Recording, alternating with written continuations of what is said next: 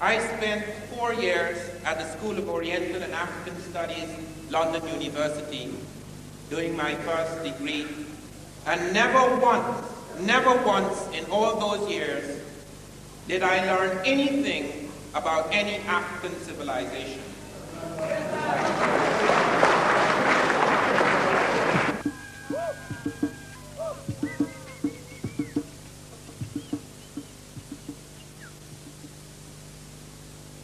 Anthropology has for a long time had a love affair with the primitive. And the great interest, almost exclusive interest, has been on that little man living on the edge of the world. And I know about that little man because I'm a primitive.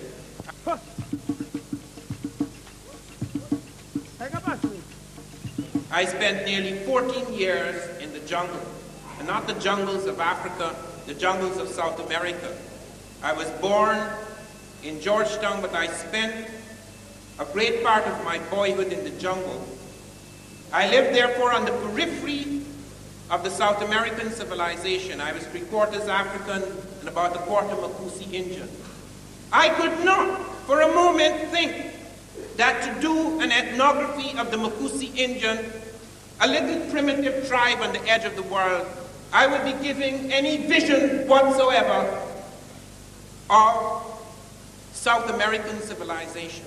I little knew then that behind me lay Machu Picchu, a city carved out of sheer rock, calling for the engineering ingenuity unparalleled in Europe at the time. I little knew that the Makusi had cousins with the Mexicans, and I'm not talking about shrunken Mexico of today. I'm talking about Mexico when it was the center and core of Native American civilization. And Columbus himself never saw that Mexico. Columbus wandered on the edge or periphery of America. Columbus, in fact, never once set his foot on the American continent. Even within recent history, the recent recorded history of the world, of the Americas, of Africa, we are faced with massive delusions. And the object of this conference here, the mission of the scholars who have come to this conference, is to put an end, at least the beginning of an end, to this madness.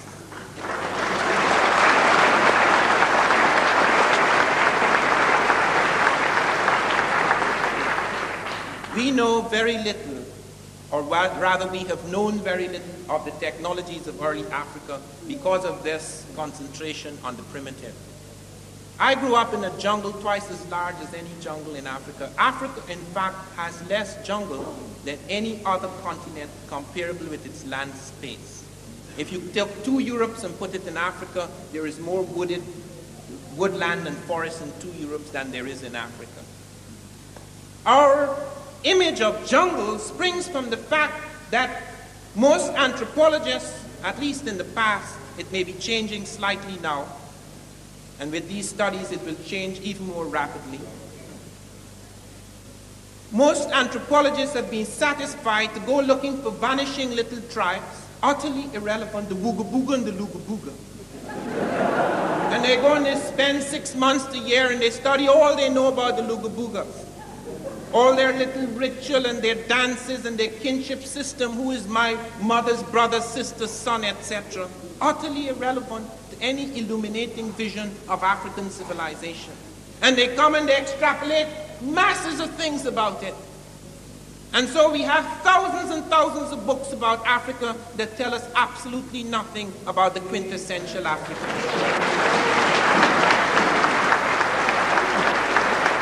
This has been the case for at least 5 centuries.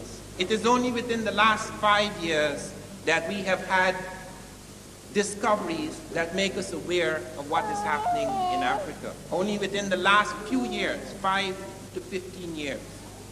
Only a few men have come forward and have given us this vision. Because even many of our so-called African scholars are so Europeanized that they merely repeat and echo what they have discovered. And I'm not using the word Europeanized in a racial sense. I too, like Sheikh Anta Diop, can claim perhaps with even more justification, that I have not a racist streak in my being. I am saying this because it is true. And I'm saying it because I believe in what I call the Eurocentric and Afrocentric visions. It has nothing to do with color or skin. It's a state of mind. It's a state of consciousness. It is just a tragedy and a truth that most people who have Eurocentric consciousness happen to be white. But this is also true of a great many of our blacks. And I speak having traveled throughout the black world. A great many of our people have no conception whatsoever of where they come from, what is going on, and where they're going. And I have heard many of my people say, we have to start from scratch. Let us admit we did nothing. Even in the tongue-in-cheek poetry of Césaire, though Césaire is a great poet and he never meant it in that sense, we who explored nothing, we who invented nothing. This is far, far from the truth. Just a few years ago in 1978, two American scientists, Schmidt and Avery, discovered that Africans were smelting steel 1,500 to 2,000 years ago in Tanzania.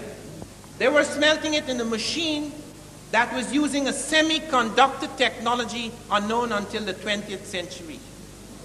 They were making steel at 1,850 degrees centigrade. No machine, no iron smelting machine in Europe or anywhere else had achieved those temperatures. The highest recorded in Europe was about 1,620 degrees centigrade in a second century furnace, Roman draft furnace. And not only that, not only they found the Africans were producing a fine bloom of carbon steel, they were doing it in a single stage, so that even in the middle of the 19th century, when George Wilhelm Siemens, the German, found a method for mass-producing steel, the European process in the mid-19th century involved two stages, whereas the African process involved just one. They were using iron crystallization process in order to produce that steel. And they were doing it not only more efficiently, not only were they producing a finer bloom of steel, but they were doing it using less fuel. The Africans were forced very early into fuel-saving technology. These things have only recently come to light, and they have changed our understanding of what really happened in the ancient world. And right in that area where you see these little shattered villages, that is where an industrial site had grown up 1,500 years ago. We are often told about how we were dragged out of the bush and how colonization lifted us up.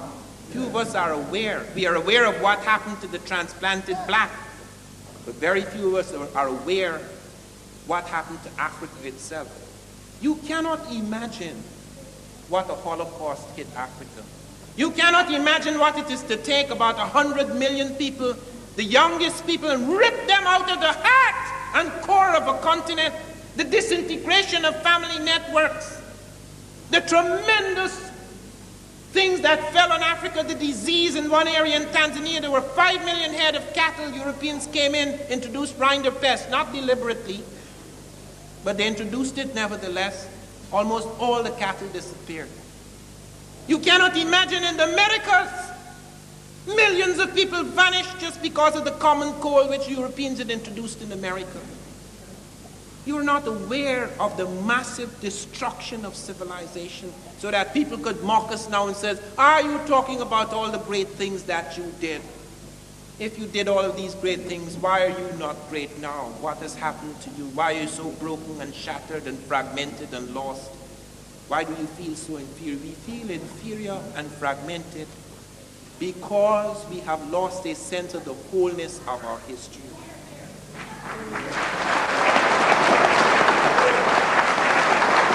And make no mistake about it, while it may be very difficult or perhaps impossible to change in any revolutionary way our economic situation for a long time to come, we can change our consciousness, and through consciousness, we can literally change the world.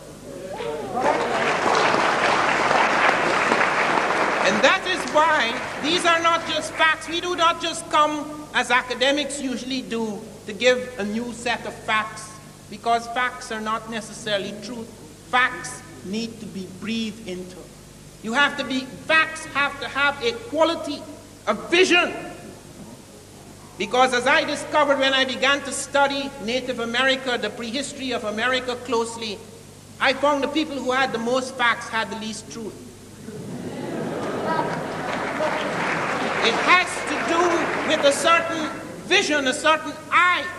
Why did American scientists have to discover the steel-making machine? Why didn't the British discover it? They were there much longer. No. They assumed that the Africans had only achieved 1,250 degrees centigrade in their blast furnaces. How did they arrive at that scientific conclusion? Because that was roughly the lowest temperature at which you could smelt iron, and the Africans were the lowest people. And there was no question that they did smelt iron, so that was their centigrade. There was no proper scientific study of their machines. Nobody went and asked them. I know that. When I was in East Africa, I was sent out by the School of Oriental and African Studies, London University right here. I was sent to get a list of legal terms. They didn't expect me to produce a dictionary.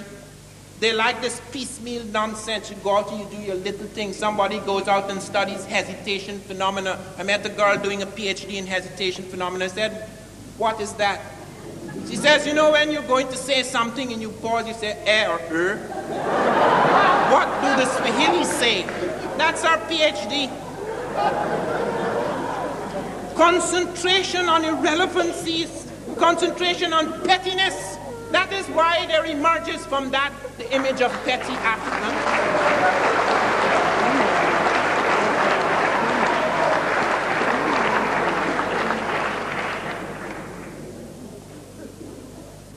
And I asked when I was out there, I saw them making up an enormous word list. They had been spent 3 years making up an enormous word list of legal terms. And I said, and I'm not going to call names because some of these people are still living, unfortunately. But I asked them, why are you doing this? Why don't you go among the people, find out what Swahili legal terms they're using in the courts? And I remember someone turning on me. I can't remember the accent well because I've left Britain 14 years ago. Van Sertima, what are you talking about? Going among the people? What writing do they have? They only started to write when we came here. I went the first day I was down in Morogoro. I found documents, long legal documents going back before the British times, almost into the German times. And it was on the basis of those documents that I was able to build slowly the dictionary of Swahili legal terms. When I came back, they said it was a landmark in Swahili studies. It was an important contribution. Yet when the time came for my degree, they said it would not be counted. Never heard about it again until I saw parts of it creeping up in the works of the published work of one of my esteemed colleagues in the United States. I want you to know, and I suppose you already know this, and that is why one speaks of this in advance, that knowledge about black people has become highly political. There is no way, and I have tried to avoid getting involved in these squabbles, but there is no way that you can present these facts without presenting the atmosphere in which one garnered these facts. When I brought out my book, They Came Before Columbus, I was pilloried. The New York Times spent 3 pages. They'd never attacked a black man like that. 3 pages trying to show it is nonsense. Packed with lies and vituperation. And then they waited when 70 professors defended me, people I don't know from Adam, including the oldest Mesoamerican archaeologists who had actually discovered the African heads in pre-Columbian America. And they spent 7 weeks to print those letters. And the letter I wrote back to my critic, it was heavily doctored. All the facts, just statements. Every time I tried to substantiate what I was saying, they deleted it. They put ... This is not a joke. This has become a very serious matter. I was denied permanent residence in the United States for 9 years. People just walk in like that and get permanent residence for 4 years, 3 or 4 years. I could not travel outside of America without being on parole. They had a little thing, my picture. I'm on parole. I had to go to Trinidad on parole, on the country arrest. Why do these things happen? Surely knowledge of this nature is recognized as being very revolutionary, very serious. But let me come back to my subject. The discovery just a few months after the steel-making machine by Lynch and Robbins, they discovered an astronomical observatory, a kind of African Stonehenge, at Namoratunga, northwest Kenya. Namoratunga, the place of stones. They discovered that the Africans there in Kenya had developed an astronomical observatory. It looked at first like just a scrabble of stones, but when the stones were properly studied, they were in precise alignment, the constellation of stars. And they were able to show that these Africans had built an accurate prehistoric calendar 300 years before Christ in Kenya, which is at least 100 years before the father, so-called father of modern astronomy. And this was not their first calendar. I don't want to touch on Egypt now because Sheikh Anta Diop has said enough about that. But let me point to the fact that the calendar we use today is derived from the Egyptian. They were the first people to invent the second of time, the second of art, the hour, the minute. Their astronomical observations over many years produced these ideas, these precise quantities and volumes and times and standards which were later to dominate the world. The Babylonians did not have any proper calendar. The Egyptians had the 365 and a quarter days and the 365. And they took that quarter and they stretched it out over a long period of time. They dealt with that quarter. And they put 5 festival days at the end of the year, festival of the gods, and they split the year equally into 12 months of 30 days each. When the Greeks took it over, then they spread it out. As a result, today we have 28-day months, 29-day months, 30-day months, 31-day months. We need a rhyme in order to remember which is which. That calendar was invented in Ethiopia since 4241 BC. And before I leave Egypt, as I say, I don't want to dwell too much on that, but other parts of Africa. But before I leave that, let me mention the discovery, the significant discovery, which Sheikh Anta Diop pointed to today, of Ta-Seti. The discovery of a monarchy in the Nile Valley preceding the Egyptian, at least 2 centuries before the first Egyptian dynasty. And at Ta-Seti, they found not only architectural forms to which Dr. Diop pointed to this morning, they found the falcon god Horus, they found the crown, the unmistakable, the uniquely shaped crown of the Egyptians. They found the palace facades that were later used by the Egyptians, and above all, they found the hieroglyphs, so that the world's first major writing system is not even Egyptian, it is Ethiopian, it is Sudanic.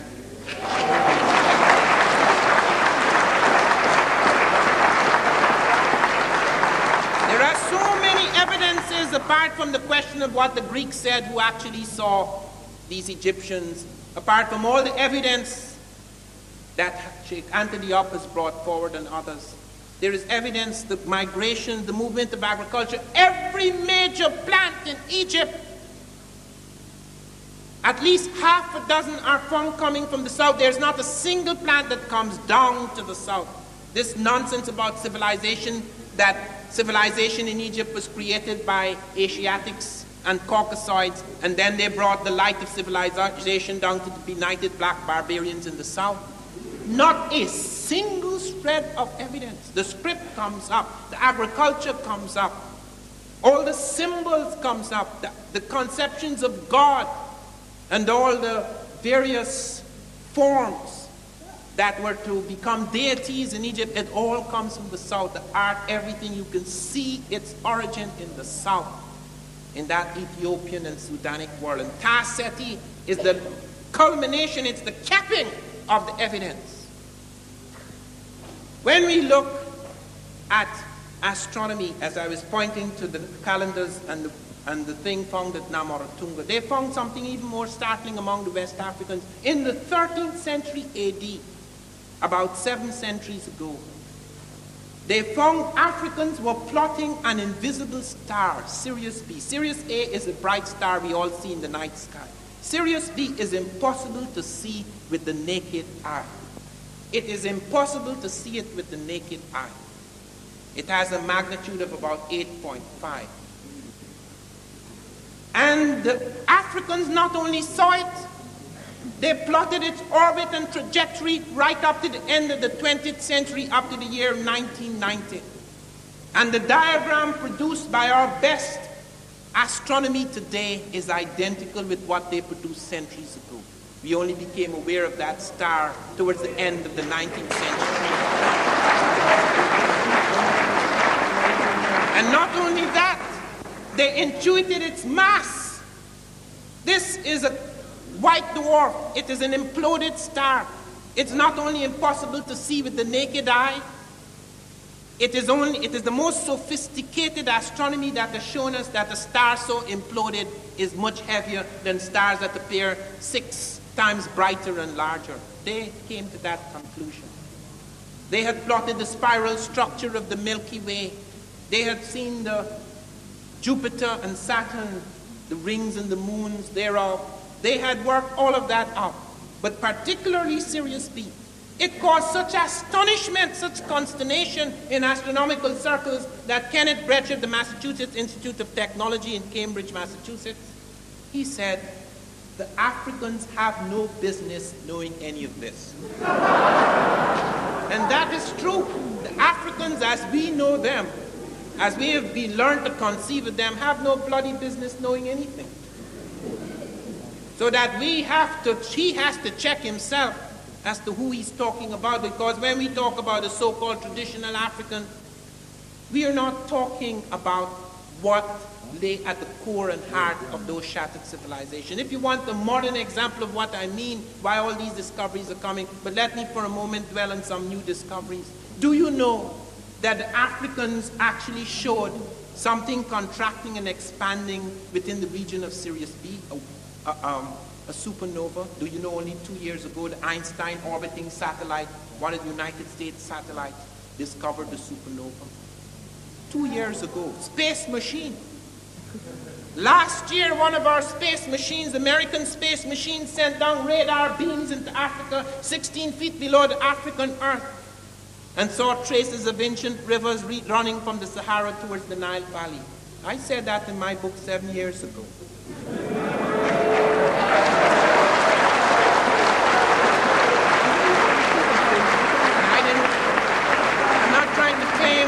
I'm not trying to claim anything special about that, because a few anthropologists had said that too on the basis of migration evidence and other kinds of evidence, linguistic networks, etc.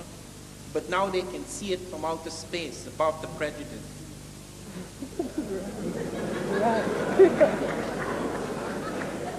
They found, for example, mathematical systems in Africa. The first use of numbers, the first scientific evidence of the use of numbers is found in the Congo Zaire. It's known as the Ishango bone. It's 8,000 years old. It's very simple, but it is cited because it's the first evidence we do have. But we have found far more complex mathematical systems, like the Yoruba, for example, are found to be using a complex mathematical system which one of the mathematicians, Conan, calls one of the most abstract and complex mathematical systems. Why didn't we know about this? Because if you go among the Bushmen of the Kalahari, or the Wugabuga and the Lugabuga, you're not going to find mathematics. I mean, you don't go on the edge of the world to search for technologies. I've lived in Europe. I've not only lived in Western Europe. I spent nearly a year in Eastern Europe. I've lived among primitives, both sophisticated Europeans of the cities and semi-primitive Europeans. I've been in parts of Europe, in a village, where as many as 20 people were using one bathroom. This is the 20th century. Nobody writes about those primitives because it's not fair. That's not the European. That is a European. And this is constantly being done to us. This is taken for granted. If you want to deal with the African, you find a savage, that is good enough. And when we can't do that in Europe, and when we try to dwell on civilization, because that's what we are largely involved, at least I am, Sheikh Anta Diop, to some extent, Carlos Moore and others are involved in this, the classical civilization, the major classical contributions. When we dwell on this, people say, but you're being romantic. When they're dealing with the primitive, they're not romantic. But when we try to bring it down to the core and center, we're romantic. Look at mathematics in Europe. It was nothing. Do you know that when the number system 1, 2, 3, 4, 5, 6, 7, 8, 9, 10, that's Hindu, the Arabs and Africans invaded Europe as Moors, and the Arabs brought from India the numbers Fibonacci, yes, brought it to Europe first in 1202, but the Europeans didn't accept it because the church said numbers are works of the devil. It's as late as the 17th century. So you have basic arithmetic, that's the most. It became a capital offense during the Inquisition to study advanced mathematics and Arabic documents. Do you know how many documents have been destroyed in the world? The Library of Alexandria, where the Africans had built a library, some people calculated it at 1 million. Let me be conservative, 500,000. And these are not the libraries you can duplicate. You could blow up any library here. You could duplicate it somewhere else in the world. There are very few manuscripts that are standing by themselves. This was a time when a manuscript represented centuries of learning, where there were few duplicates or no duplicates at all destroyed. And yet the fragments exist, so significant that we have 10 major medical texts in African languages. The first medical texts in the world are in African language. The first mathematical papyri, which you saw this morning, that's African. Those are the first. Even today, with all the destruction, we could still go back to the African documents and show them on a screen. The Ebers papyrus, the Edwin Smith papyrus, the Smith papyrus, which is 1500 BC. They have chapters on helminthiasis, ophthalmology, gynecology, pregnancy diagnosis, circulation of the blood, the pulse, diagnostic percussion, all that, chapters, intestinal disease and all that 1500 years before Christ. Africans. When we go to look at these things, people say, well, why did it all disappear? How come it all this? But look at the present world today. Suppose there was a third world war, which God forbid, but suppose there was. Most of the technology of the world is concentrated at certain centers within a matter of minutes. And believe me, it is a matter of minutes. It's not no days and weeks. The preliminary battles may take a few days and weeks, movement of armies and a lot of bluffing. But when the bomb strikes, it's just a matter of minutes. And the people who don't see the light when it strikes are the lucky people. Most of the major cities of this civilization will be not even smoking. It will be almost nothing. The bombs dropped at Hiroshima and Nagasaki are baby bombs. They have bombs now 1,000 times more powerful. It does not smash cities, it turns them into vapor. Even the clouds burn. Even the waters of the ocean are thrown up into the sky. You can imagine what the hollow... People might survive, but they will survive on the periphery, the edge of the world. That is the people we're going to look to centuries down the road and says, that was their level, that was the level of science in the 20th century. That's what they're doing to Africa. Because what they struck us with was equivalent to 100 hydrogen bombs. Particularly where they struck us most, the consciousness of the African people. I have seen people scraped in such a way that you wonder if there's a brain left at all. Everything is an echo and echo and echo. They haven't even begun to question the basics in this civilization. As Dr. Diop has shown, that a great deal of the Greek science, and we're not attacking the Greeks, because they had their own genius too, but the basis, all these things they claimed, you see, Hippocrates, taking sections out of the work of earlier Egyptian writers without giving any credit to them at all. Pythagoras, the Pythagorean theorem was worked out long ago. Pythagoras spent 7 years, some people say 22, in Egypt. And he comes back with all this, even medical theories, and brings it all back to Greece and all the claim. All the great European scholars went to Africa. Thales of Miletus, Democritus, Pythagoras, Eudoxus. There's a whole list of them walking into Africa, picking up things from astronomy, geometry, medicine, etc., and going back home and claiming it to be theirs. Father of this and father of that, when they're the children.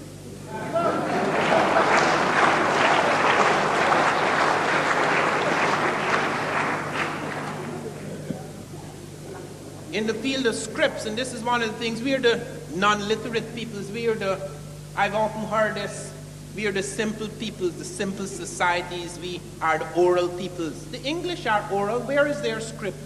This is not English script, this is Roman script. There were only a few Europeans who wrote, only a few Europeans had script, and they gave it to the others. When Cicero conquered Britain, or when the Romans conquered Britain, I remembered Cicero saying, the English are so stupid, I am not even sure I could make them into good slaves. And I'm not casting aspersion on the English, I'm just telling you what Cicero said. But all this thing about oral, there are many scripts in Africa. The first major script that was to affect and influence a great part of the world was African. That script of Tasseti, which goes up and becomes more advanced and developed in Egypt as the Africans move up. The Meroitic script, which we have not yet broken. We have 800 texts in Meroitic. We haven't yet broken the code. We have Manding script. We have a whole series. I was in the jungles of Suriname and found them using, the men were writing in the Afaka script to their girlfriends. They came with it from Africa, the Afaka script. They were writing the Afaka script. The Akan script. They developed apart from, they had drum scripts. Nyangoran Boa has shown us the complicated drum scripts they developed. So that there are written scripts in Africa. So yes, only a few people use them. That was true of Europe too. Very few Europeans were literate. Even many medieval European kings did not write. They had this scholar caste as you had in Africa and America and in Asia. A few people wrote. It is only within recent times that you have the great mass of people educated. But it always seems, because we stand at the end, broken and defeated, that we were the last to come on the ladder. No, sir. It's just the opposite. When you go and look at their medicine, I spoke in Atlanta to the Center for Disease Control. Africans had aspirin before us. They were using Salix capensis, which is salicylic acid, the main active ingredient in aspirin. They were using tetracycline 14 centuries ago in Nubia. They found the yellow-green flash of tetracycline in Nubian bones 14 centuries ago. They only started using that antibiotic in America in the 1950s. They pioneered in several operations. They pioneered in the cesarean operation. Dr. Finch has written a fine thing on the cesarean. At the time when that operation was experimental in Europe, people like Dr. Felkin went into Africa and observed the Banyoro surgeons performing the cesarean, and the mother was hale and hearty after 4 or 5 days. No woman survived the cesarean in Europe in the 1870s. None. No woman survived. And they observed the operation, the way they stitched, the way they opened the belly, the kind of instruments they used. They observed they were using one of the instruments, the cautery iron, with such fantastic skill. It was very minor tissue damage. It caused great ruptures in the European hospitals. They found that Africans were using both anesthetics and antiseptics in their operating theaters at that time, when in Europe Listed only introduced antiseptics 2 years earlier than the witness of this operation, which the witness said must have been going on for quite a while because the Africans were performing with routine skill what was then experimental surgery in Europe. In the 13th century, they were performing eye cataract surgery in Guinea.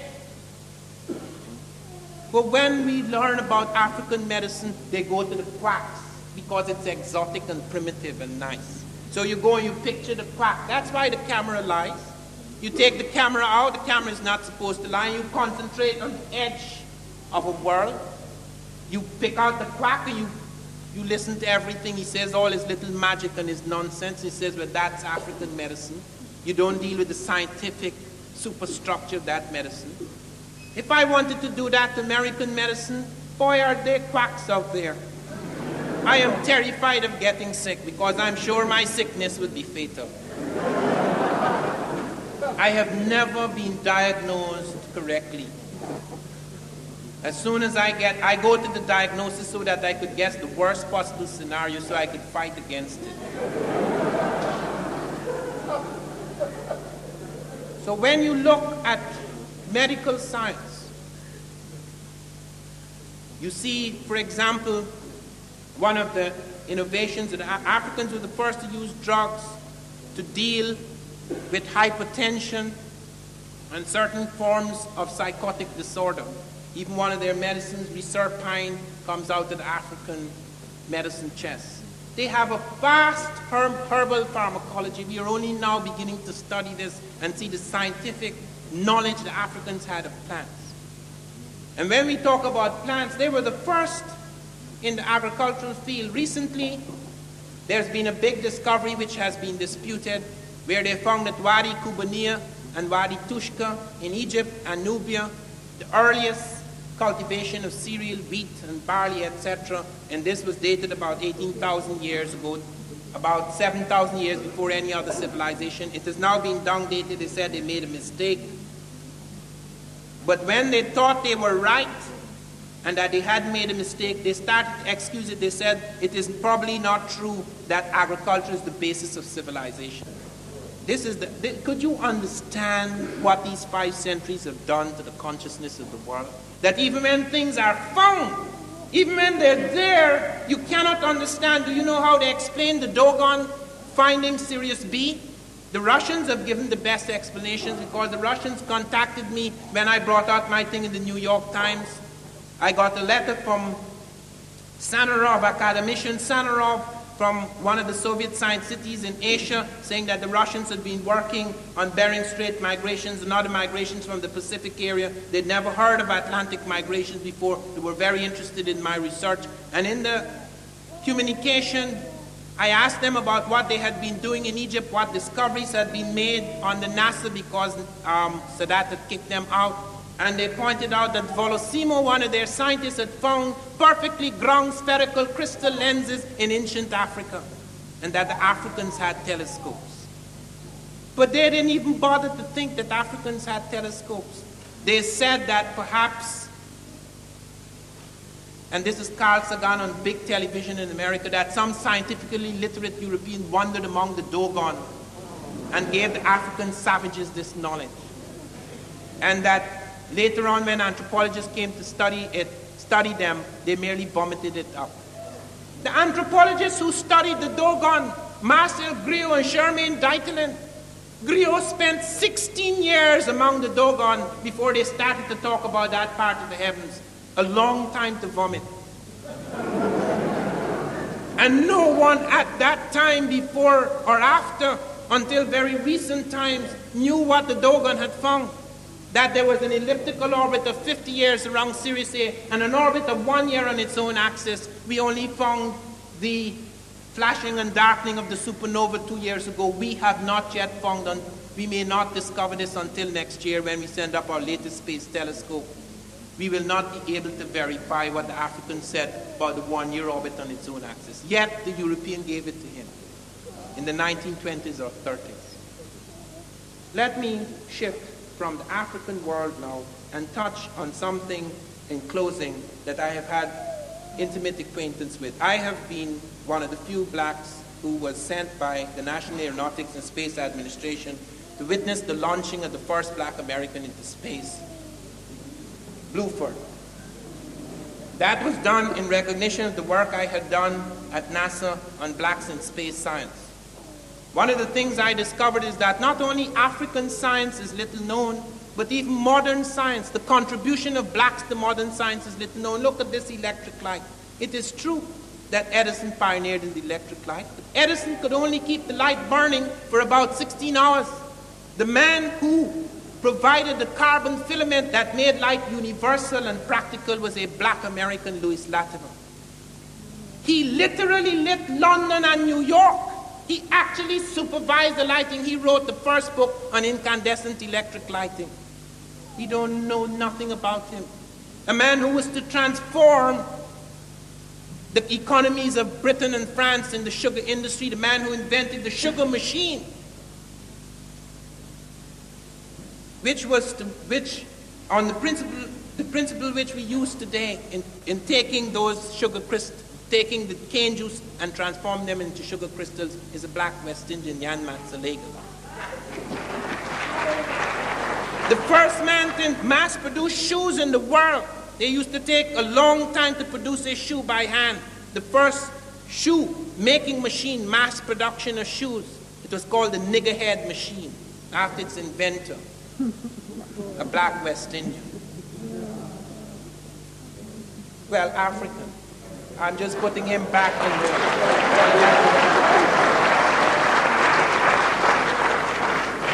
of African ancestry. The first man to transform the food industry, the food transport industry in America, and to refrigerate the trucks because they were using the primitive method of ice blocks with food. He transformed the food industry. There again, Frederick Jones, an American, black American. You go and you look at a whole field of things. By the year 1913, 1,000 inventions by blacks were patented. And that was in spite of the fact that in the 19th century, around 1856 or 1848, there was a ruling from the Attorney General, who ironically was called Jeremiah Black. He ruled that you could not patent, a slave could not patent an invention because a patent was a contract between the government and a citizen, and black slaves were not citizens. So in spite of the fact that their early inventions had to be patented under the names of their white masters or later under the names of lawyers, yet by 1913, as many as 1,000 inventions were patented by blacks. So I went into NASA to find out what was going on in the space industry. They came to me and they gave me a whole lot of biography. I said, I'm not interested in biographies. I don't want to hear who married who and where they were educated. It's a waste of time. The biggest fools I have met in the world are the best educated.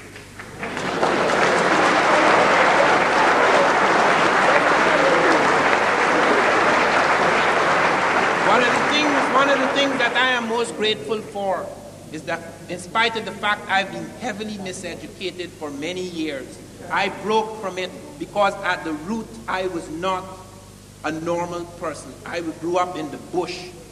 I was not part of this civilization. From the time I came out and I looked in the city, I didn't like city people. I can adjust to them now. Stigma.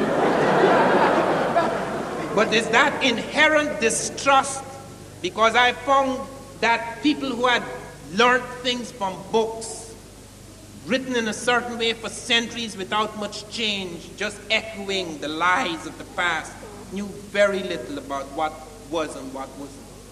I therefore depended on my instinct, which I tried to kill for many years, but it kept haunting me until it broke through the shell.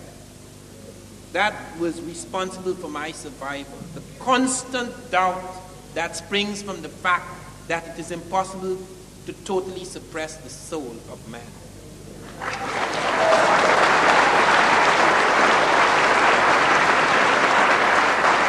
I found, for example, while I was at NASA, that the leading black at NASA was the man who had coordinated all the work of the scientists to produce the world's first space shuttle. The man who was responsible, who was the director of the Dryden Flight research center who coordinated all the work of the scientists to push up that first space shuttle was a black man. His name, hold on a minute, is Major Gillam IV. Major Gillam IV. The leading technical astronaut whom I had a chance to sit and talk with the day before the launch at Cape Kennedy, Colonel Gregory, Frederick Gregory. He's the leading technical astronaut. He's one of the 3 men who were sent up to check out the space shuttle before it goes up. He was the man who was selected to redesign the cockpit, the brain of the space shuttle. He redesigned 5 of the cockpits because the first one was screwed up. He was responsible. I have a picture of him sitting blind in the middle of an aeroplane, blind, landing it on the point of a pin. He's responsible for introducing one of the most important new safety devices in airplanes, which will become common in the 1990s, the micro-instrumentation landing system, whereby whether the pilot is blind, dead, or drunk, that plane is going to land at the point of impact.